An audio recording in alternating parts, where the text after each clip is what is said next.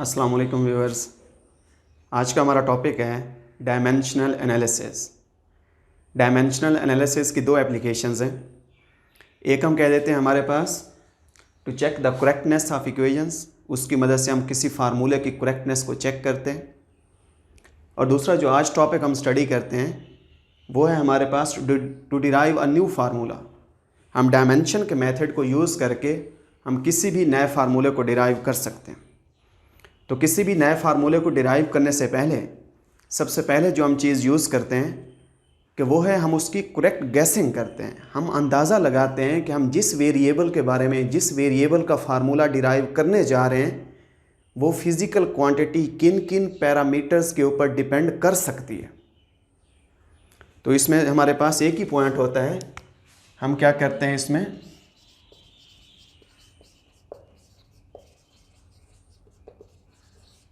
हम correct guessing करते हैं। हम अंदाज़ा लगाते हैं जितना बेहतर से बेहतर अंदाज़ा हो सकता है।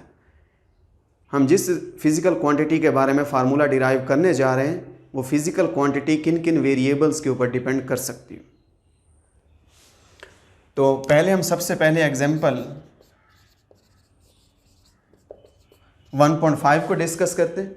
एग्जांपल को डिस्कस करने से हम उसका फार्मूला भी डिराइव कर लेंगे और डिराइव करने की जो पूरी टेक्निक्स हैं वो भी हमारे पास आ जाएंगी कि हम न्यू फार्मूला कैसे डिराइव करते हैं। एग्जांपल 1.5 है कि ये हमें कोई सिंपल पेंडुलम दिया जाता है। क्वेश्चन है कि इस सिंपल पेंडुलम के टाइम पीरियड का फार्मूला डिराइव करें। सिंपल पेंडुलम यूं करके वाइब्रेट करता है।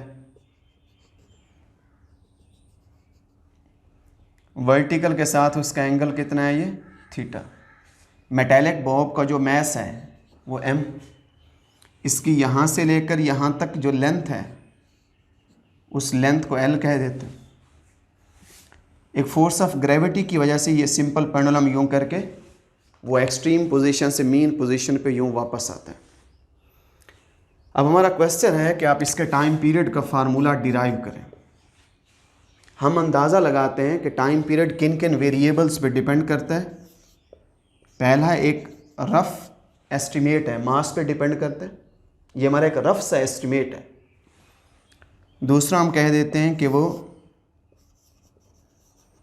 लेंथ ऑफ सिंपल पेंडुलम पे डिपेंड कर सकता है। तीसरी पॉसिबिलिटी है कि मुमकिन है कि उस एंगल थीटा पे डिपेंड कर रहा हो। और फोर्थ पॉसिबिलिटी है कि एक्सेलरेशन ड्यू टू ग्रेविटी, कि बॉडी वाइब्रेट करता है ज़मीन की कशिश की वजह से, जो अर्थ का ग्रेविटेशनल एक्सेलरेशन पैदा होता है उसमें, उसके ऊपर भी उसका टाइम पीरियड डिपेंड कर सकता है। ये चार हमारे पास पॉसिबिलिटीज़ हैं। हमने एक अंदाज़ा लगाया है। अब हम इन चीज़ों को प्रोपोर्शनैलिटी की शक्ल में लिखते हैं कि time period may depend upon mass, may depend upon the length, may depend upon the vertical angle of the simple pendulum, angle with the vertical line, and also upon the value of g, acceleration due to gravity. m की power को a लिख देते हैं, length की power को b लिख देते हैं, थीटा की पावर c और g की पावर d। प्रोपोर्शनैलिटी कांस्टेंट को ख़त्म करके इसकी जगह हम कोई k, M A, L B, theta C, G D, इसको इक्वेशन 1 कहते हैं। अब यही फार्मूला है हमारा। हमने सिर्फ इसमें जो हमारे पास ये पावर्स हैं जिनको हमने कांस्टेंट लिया है ए बी सी डी, हमने सिर्फ उनकी पावर्स को मालूम करना है bye using the dimensional analysis, dimensional method. Taking the dimension on both sides,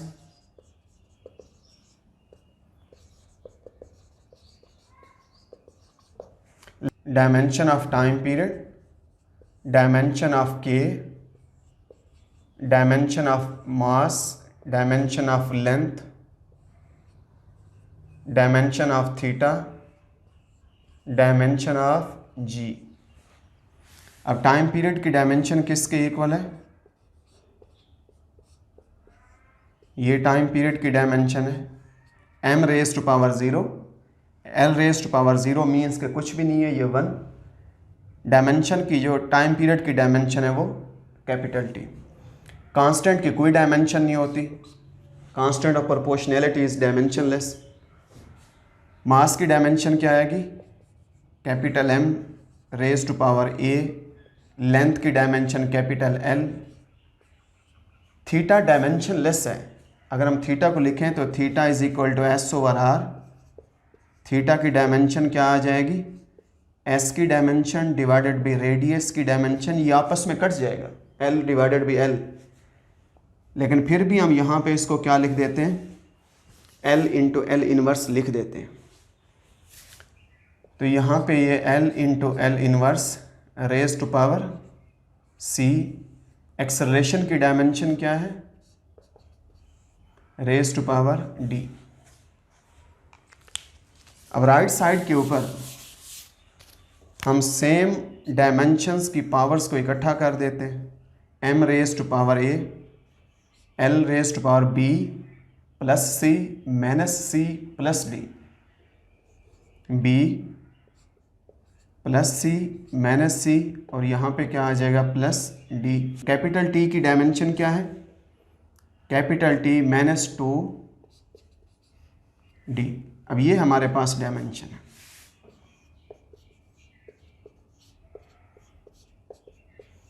now comparing the powers of same dimensions, अगर हम m की पावर को इसके साथ कंपेयर करें तो a is equal to 0। m की डायमेंशन इधर a है और इस साइड पर 0। अगर हम l की डायमेंशन को देखें, ये है हमारे पास b plus c minus c plus d। इस साइड पे l की डायमेंशन क्या है, l की पावर है 0। c से c कटेगा, इट मीन्स के b plus d is equal to 0। ये इक्वेशन 2 आ जाएगी।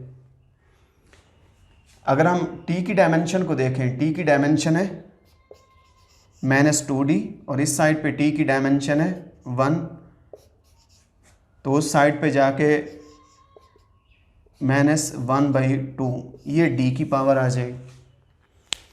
अगर हम d की पावर को यहाँ पे पुट करें -1/2, उस साइड पे जाके +1/2 आ जाएगी। तो इक्वेशन 2 के मुताबिक b plus d is equal to 0। This implies that b is equal to minus d। d की कीमत पुट करें तो b इज इक्वल टू -1/, अगर हम इसमें d की कीमत पुट करें तो d की कीमत क्या आ जाएगी, -1/2। तो माइनस और ये माइनस मल्टीप्लाई होके b इज इक्वल टू +1/2 आए। तो ये हमारे पास b की पावर है। अब इन पावर्स को हम पुट कर देते हैं, putting these powers in the formula in this equation. अगर हम इस इक्वेशन 1 में ये पुट करें, पुटिंग इन इक्वेशन 1 में पुट करें तो क्या आ जाएगा, time period is equal to constant, a की जगह 0, b इज इक्वल टू +1/2। जो थीटा है, theta c is equal to 0, क्योंकि हमारे पास जो थीटा है वो डायमेंशन लेस है। अगर हम यहाँ से c को सॉल्व करें, c माइनस c 0 हो जाता है, c कैलकुलेशन में भी नहीं आता, c इज इक्वल टू 0। और d की जगह क्या आ जाएगा, d is equal to -1/2, d -1/2। तो time period is equal to constant of proportionality m raise to power 0 1, l की power 1/2, theta raise to power 0 भी 1 आ जाएगा, और g की पावर क्या आ जाएगा, -1/2। तो 1/2 को अगर हम अंडर रूट में लिखें तो l divided by g into क्या आ जाएगा, अंडर। अब ये हमारे पास उसके टाइम पीरियड का फार्मूला।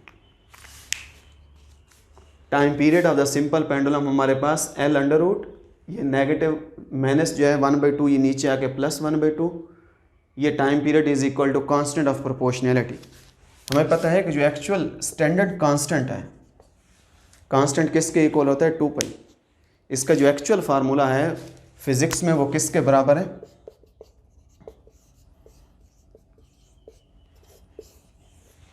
ये है। लेकिन जो डायमेंशनल एनालिसिस है वो कांस्टेंट ऑफ प्रोपोर्शनैलिटी के बारे में कोई इन्फॉर्मेशन नहीं देता। डायमेंशनल एनालिसिस हमें ये के के बारे में इंफॉर्मेशन नहीं देगा कि के कांस्टेंट ऑफ प्रोपोर्शनैलिटी कितना है। शॉर्ट क्वेश्चन में लिखते हैं, can we find the value of proportionality constant by using the dimensional analysis? तो हम कहते हैं no, we can not find out the value of the dimensional constant because dimensional constant has no dimension. जब उसकी dimension नहीं है तो हम उसको डायमेंशन के मेथड से सॉल्व नहीं कर सकते। तो डायमेंशन के मेथड से हमारे पास टाइम पीरियड का फार्मूला क्या आएगा? वही है। तो देखिए कि हमने डायमेंशनल एनालिसिस को यूज़ करते हुए हमने न्यू फार्मूला डिराइव किया। हमने किया क्या है, सबसे पहले करेक्ट गेसिंग की है कि टाइम पीरियड इन फैक्टर्स पे डिपेंड कर सकता है। बाद में हमें पता चला कि time period mass of the metallic Bob पे डिपेंड नहीं करता, time period length of the simple pendulum पे डिपेंड करता है, टाइम पीरियड उसका angle with the vertical line के ऊपर डिपेंड नहीं करता, टाइम पीरियड इस फोर्स ऑफ ग्रेविटी के ऊपर, एक्सेलरेशन ड्यू टू ग्रेविटी के ऊपर वो डिपेंड करता है। अब हम इसकी दूसरी एक एग्जांपल को सॉल्व कर लेते हैं। न्यूमेरिकल 1.8 में लिखते हैं, वो कहते हैं derive the time period, derive the relation for speed of a sound wave. 1.8 numerical में लिखते हैं speed of sound wave in air. आप इसका फार्मूला डिराइव करें। वो खुद बता देते हैं कि किन किन चीज़ों पर डिपेंड करता है। स्पीड में depend upon bulk modulus of air, और दूसरा वो लिख देते हैं upon the density of air. ये टू हमारे पास उसके गैसिंग है कि हमने कहा है कि स्पीड इन वेरिएबल्स के ऊपर डिपेंड कर सकती है। तो हम फिर क्या लिखेंगे, speed is directly proportional to modulus of elasticity into density. कि स्पीड मॉडुलस ऑफ इलास्टिसिटी पे डिपेंड करती है और किस पे डिपेंड करती है, डेंसिटी ऑफ द एयर पे। ये एक हमारा अंदाज़ा है। उनकी कितनी पावर्स पे डिपेंड करती है, उसकी पावर ए और उसकी power B. Proportionality constant A B. हमने यहाँ पे क्या मालूम करना है, हमने प्रोपोर्शनैलिटी कांस्टेंट ए और बी को मालूम करना। Taking the dimension on both sides,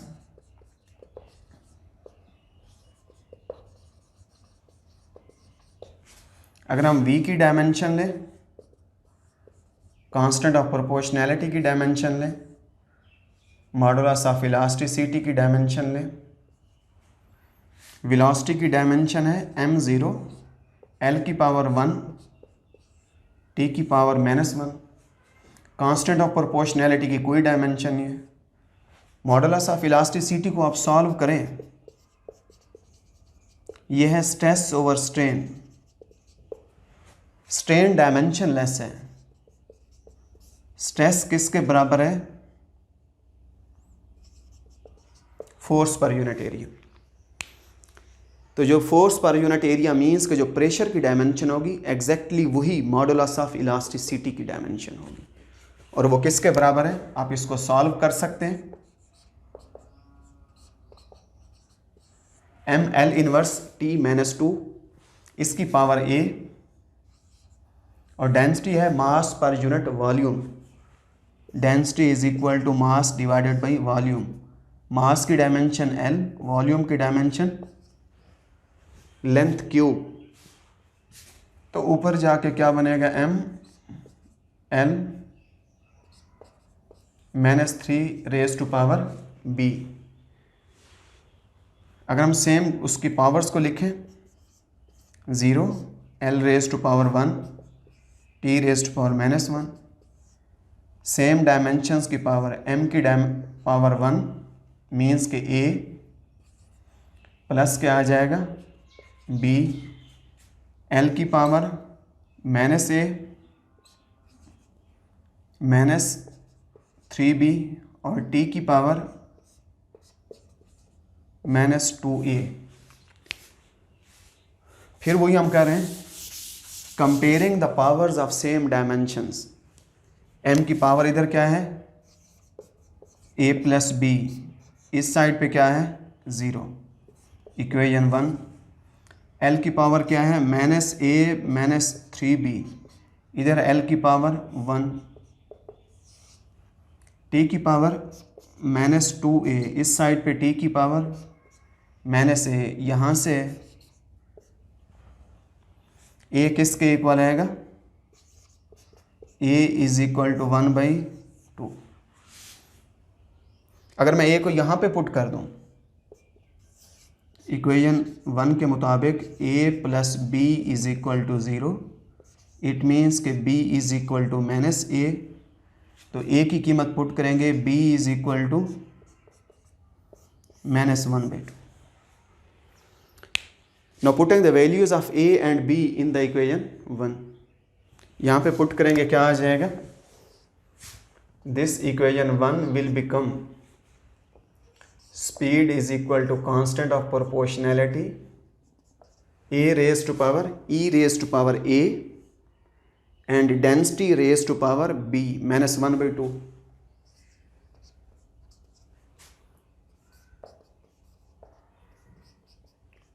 e 1/2 density, नीचे डिनोमिनेटर में जाके प्लस 1/2, दोनों 1/2 को हम पावर्स उसमें अंडर रूट की शक्ल में लिख देते हैं। अब ये हमारे पास उसका फार्मूला है और हम फिज़िक्स में पढ़ते हैं यहाँ पे 1 होता है। स्पीड का फार्मूला क्या है square root modulus of elasticity divided by density under root, यानी ये इसका under root. Constant of proportionality 1 है, लेकिन डायमेंशनल एनालिसिस उस कांस्टेंट के बारे में कुछ नहीं बता रहा। अब हम इसकी नेक्स्ट एप्लीकेशन में आ जाते हैं। इसका हम एक थर्ड और लास्ट क्वेश्चन सॉल्व करते हैं। उसमें है कि सेंट्रीपिटल एक्सेलरेशन के बारे में अब उसका फार्मूला डिराइव करें।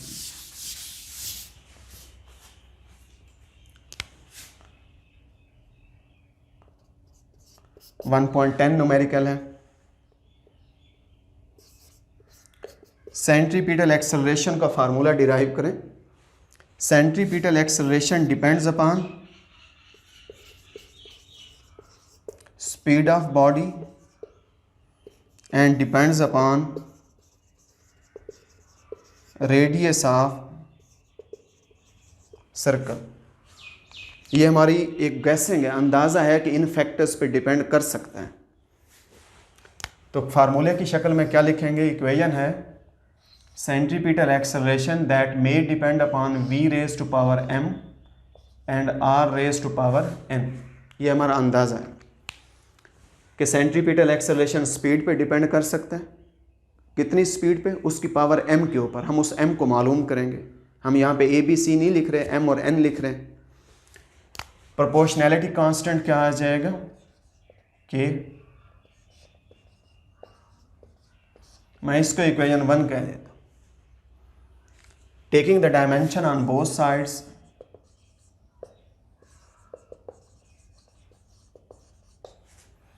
dimension of acceleration, dimension of proportionality constant, dimension of velocity, dimension of radius।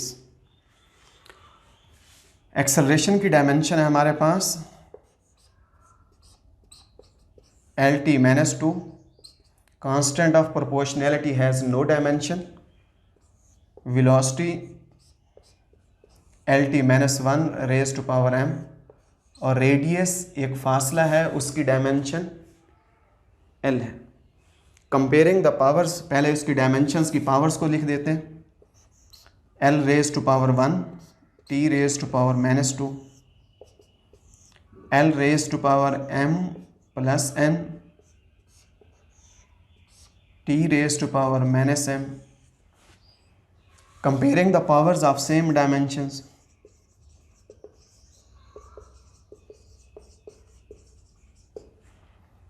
तो यहाँ पे क्या आ जाएगा, l की power m plus n is equal to 1, ये इक्वेशन 1 है। t raise to power minus m is equal to -2, ये इक्वेशन 2 है। तो इक्वेशन 2 से देखें m किसके इक्वल आ जाएगा, 2। उस m को यहाँ पे पुट कर दें, m plus n is equal to 1, n is equal to 1 minus m is equal to 2 है। तो n किसके बराबर आएगा, -1 के। अब इन दोनों को उठा के हम यहाँ पे पुट कर देते हैं। इक्वेशन 1 क्या बनेगी, equation 1 will become centripetal acceleration is equal to constant velocity raise to power m is equal to 2, radius raise to power n is equal to -1, then centripetal acceleration is equal to, अब ये centripetal acceleration का formula, अब हम low level physics के अंदर 9th-10th class की physics में पढ़ चुके हैं हम कि सेंट्रीपिटल एक्सेलरेशन का फार्मूला क्या होता है, ये है जो हमने डायमेंशन से फार्मूला डिराइव किया, कोई गलत नहीं है। प्रोपोर्शनैलिटी कांस्टेंट पढ़ा है, डायमेंशनल एनालिसिस प्रोपोर्शनैलिटी कांस्टेंट के बारे में इंफॉर्मेशन नहीं देता। अगर ये देता इंफॉर्मेशन तो k की कीमत क्या होती, 1 होती। अगर मैं k को 1 लिखूं तो वही फार्मूला आ जाए। तो यूँ हमने आज क्या स्टडी कर लिया है, आज हमने देखा है कि डायमेंशनल एनालिसिस की मदद से हम न्यू फार्मूलाज को कैसे डिराइव करते हैं, और हमने इसके 3 न्यूमेरिकल्स को सॉल्व करके हमने 3 फार्मूलाज को डिराइव कर लिया है। तो उससे ये हुआ है कि हमने इस टॉपिक के ऊपर अपनी ग्रिप भी मजबूत कर ली है। हमने जो थ्योरी पढ़ी है, हमने उस थ्योरी को प्रैक्टिकल अप्रोच दे के न्यूमेरिकल की शक्ल में हमने उसको सॉल्व भी कर लिया। तो होपफुली ये चीज़ फिर हमें कभी नहीं भूलेगी अगर हम बुक को देखे बगैर, बुक की हेल्प में बुक्स की हेल्प लिए बगैर हम ध्यान से अगर हम इन चीज़ों को खुद सॉल्व करेंगे। तो आपको कुछ असाइनमेंट्स दे देता हूँ आज। तो असाइनमेंट्स में एक तो है कि आप मालूम करें कि how many meters are there in 1 light year. 1 light year जो है, 1 लाइट ईयर वो फासला है जो लाइट 1 साल में कवर करती है। बताएं उस डिस्टेंस के अंदर कितने मीटर हैं। दूसरा क्वेश्चन आपको दे देते हैं, how many seconds are there in 1 year. 1 साल में कितने सेकंड हैं, ये भी खुद बैठ कर सॉल्व करें आप। तीसरा क्वेश्चन है, how many nano seconds are there in 1 year. 1 साल में कितने नैनो सेकंड्स हैं, ये भी देखें आप सॉल्व करें। फोर्थ आपको असाइनमेंट दे देते हैं, how many years are there in 1 second. 1 second में कितने ईयर्स आएंगे, यानी आप उसको सॉल्व करेंगे, आपका रिजल्ट जो है 1 second is equal to minus उसकी 10 की पावर नेगेटिव में चली जाएगी कि इतने ईयर्स आते हैं 1 सेकंड में। आप इनको सॉल्व करें। उसके साथ आपका क्वेश्चन है कि लाइट जो है वो मून से ज़मीन तक पहुंचने में 80 सेकंड का टाइम लेती है। बताएं what is the distance between the moon and earth. ये आप खुद सॉल्व करें। फार्मूला कौन सा यूज़ करेंगे, फार्मूला ये साथ लिखा हुआ है इसमें कि c is equal to distance divided by time. तो डिस्टेंस क्या आ जाएगा, distance is equal to c multiplied by t कर दें। c स्पीड ऑफ लाइट है और टाइम कितना है 80 सेकंड्स। एक और असाइनमेंट है कि सूरज से रोशनी ज़मीन तक पहुंचते हुए 500 सेकंड का टाइम लेती है। बताएं what is the distance between sun and earth. उसमें भी आप वही फार्मूला उस यूज़ करें और उसकी मदद से आप distance s is equal to c multiplied by t से आप इस क्वेश्चन को भी सॉल्व करें।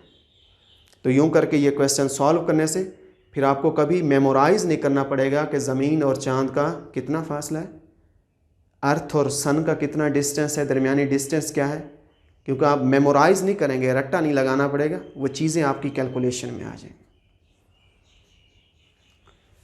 तो फिज़िक्स इतनी मुश्किल नहीं है, फ़िज़िक्स इंतहाई खूबसूरत सा सब्जेक्ट है, प्योर नेचुरल चीज़ है, इसमें कोई दूसरी बात है ही नहीं, बस एक बात है और उसी एक बात पे सीधा ही बंदा चलता है।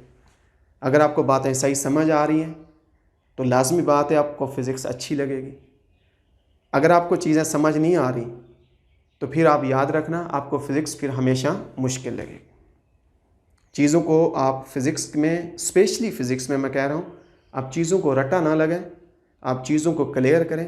जब आप चीज़ों को क्लियर करते जाएंगे फिर आपका सब्जेक्ट आपका इतना क्लियर होगा कि आपका दिल करेगा कि आप फिज़िक्स को पढ़ते रहें। Thank you so much.